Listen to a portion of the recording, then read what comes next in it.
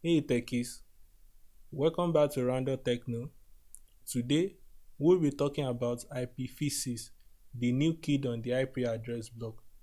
Remember how we talked about IPv4 addresses looking like a string of numbers? Well, they are running out.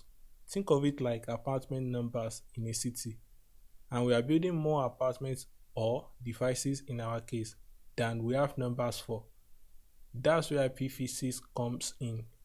It's like building a mega city with enough addresses for everyone and their smart fridge, toaster, and self-folding laundry basket.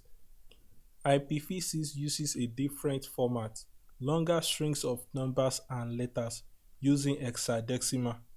Think of this as upgrading from a tiny studio apartment number to a massive mansion address.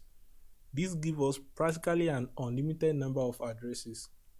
But besides just having more addresses, IPv6 also have some cool perks. It simplifies network setup with auto configuration. It improves security and makes things more efficient.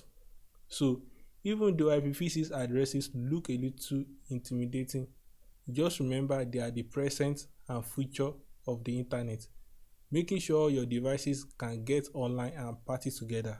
And who doesn't love a good online party? If you like this random tech knowledge, please like and follow for more.